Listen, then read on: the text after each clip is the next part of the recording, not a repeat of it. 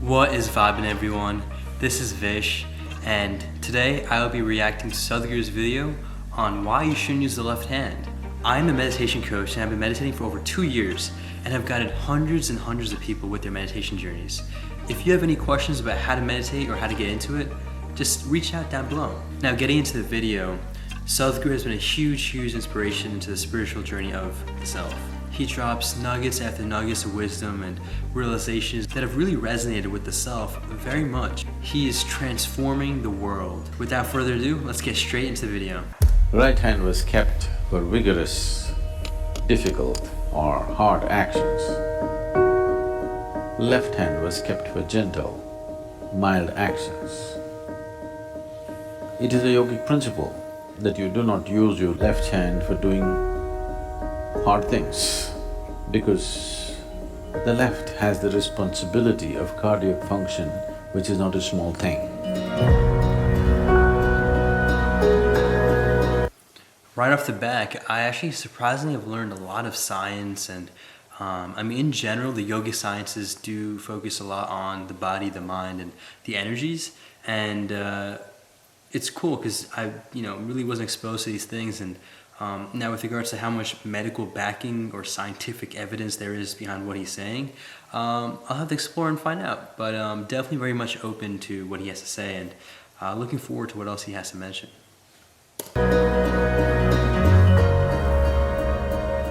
Sadhguru, I've noticed that in India there is a kind of prejudice against the left hand. It seems that it's considered in a way inferior and the use is repressed. I would like to know what is the root cause of this.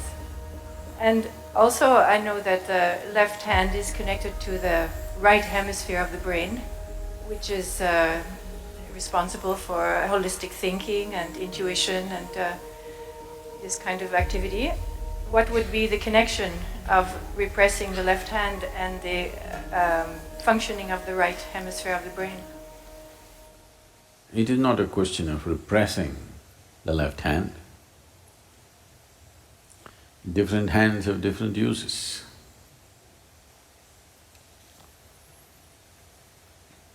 All the Indians are putting their heads down.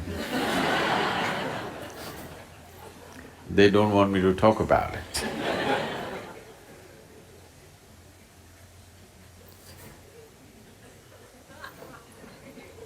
Wow.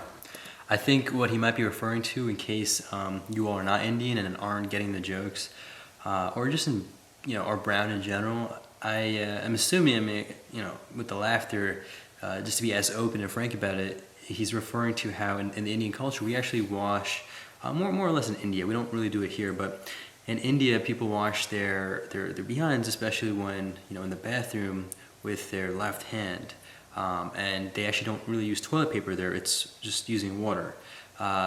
So I'm assuming that's what he's referring to, and then the right hand is reserved for eating. And obviously you don't want those two hands to be, mixed at all. And so, yeah, I think that's the laughter, in case y'all weren't sure what that meant. And there were not very powerful disinfectants in the past. So left hand was used in a certain way. Not just that, right hand was kept for vigorous, difficult or hard actions. Left hand was kept for gentle, mild actions. This is not a cultural thing. Well, it has become a cultural thing over a period of time. But it is a yogic principle that you do not use your left hand for doing hard things. Why this is so is your heart, is it on the left side or right? Also, just have to really quickly point out how well-versed he is when he talks. Just notice the spacing between the words as he talks and how conscious the talks are and the words that come out of his mouth. Something that, we all should learn from, and just how you talk. Left, you're left. Left, I'm pretty sure left. There are a few who are on the right.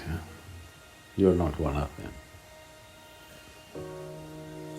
Because of the cardiac function being on the left side, if you are a left-hander, if you are using your left hand for all the more difficult, physically difficult actions, there is a research which shows that left-handed people on an average live 7 years less than right-handed people. Because the left has the responsibility of cardiac function, which is not a small thing. So the left should not be in vigorous action. You must balance the two in terms of strength and balance, but in general usage, it's best to use the right hand for all that involves a certain physical difficulty or stress. You use the left in a milder fashion. In most actions which need balance, in this culture, they're compelled to use two hands. If you have to receive something, nobody in India stretches out their hand like this, it's always like this. You must use both the hands. If you want to offer something, you don't give like this, you give it with both your hands. So anything which needs balance, you use both your hands. Anything that needs physically difficult action, you use the right. For certain other actions, you use the left. This is an understanding which has come by observing the body in a certain way. If you use your left hand, your left brain or right brain does not get active. It doesn't work like that. Otherwise, all left-handers should have been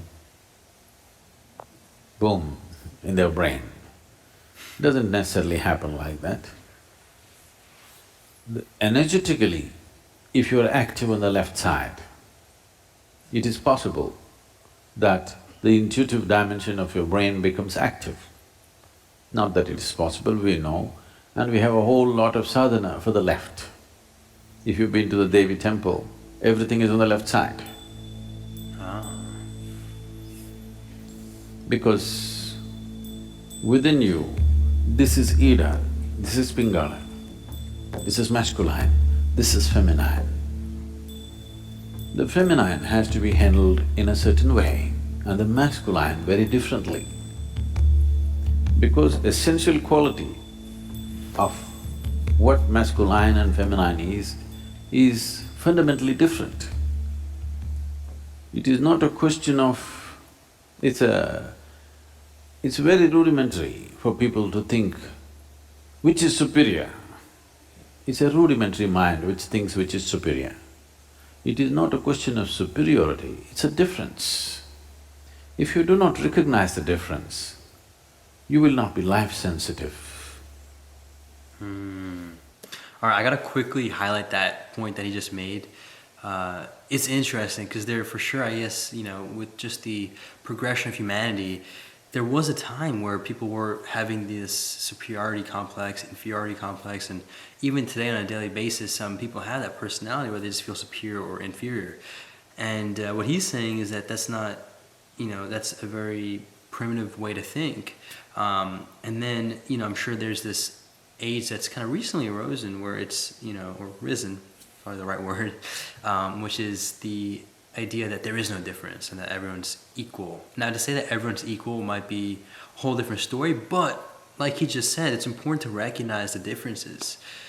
We can't just blindly pretend like we're all the same. I mean, deep down through consciousness and all that talk, we are fundamentally the same, but, with regards to the body, the mind, the energies, all of these make us unique and different. It's really cool to be on a planet where there's 8 billion people and we're all different, It's really, really nice to have that difference. And embrace the differences, right? It's not to say that your difference is better than mine.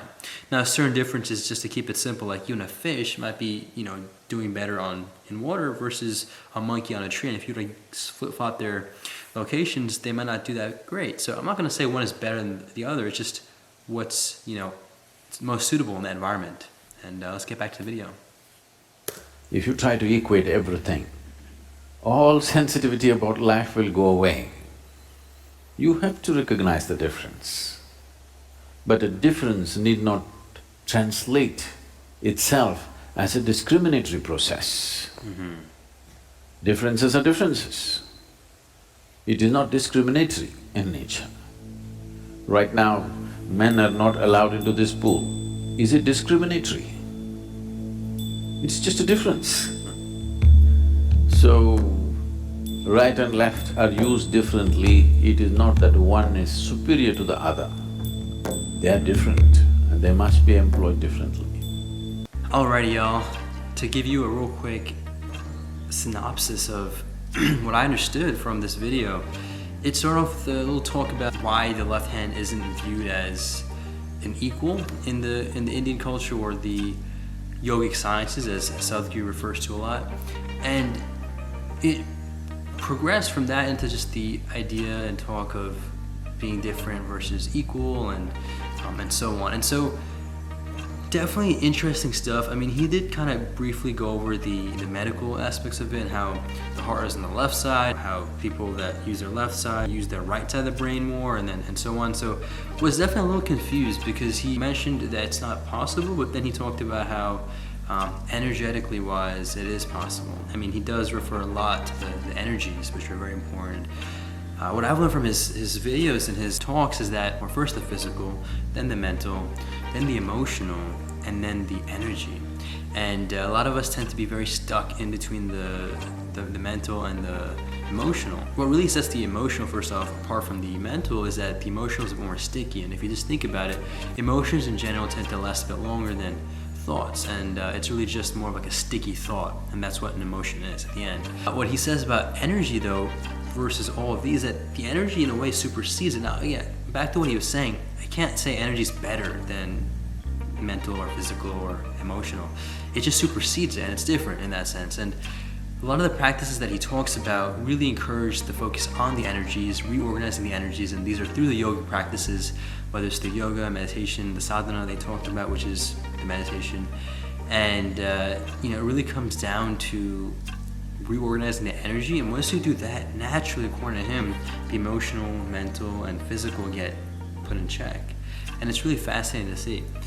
But kind of going back to the video, there was a little confusion at place initially, and then I did like where he went with the topic of talking about differences and how not everything is the same, and acknowledging that there is no such thing as superiority or inferiority. It's really just different at the end. And it's also very blind and oblivious to say that everyone is the same or everything is the same. Now, he did mention something about the temple and how only women can go there. I think you know, there are also temples where only men could go there too. And if you look at it from the very surface level, especially I feel like in the Western perspective, tends to view that as very discriminatory. Although it's interesting because in the West, there was a lot of discrimination in the past. But again, I just feel like there's a lot more of layers that are built on top of these things, and that the root intent wasn't discriminatory.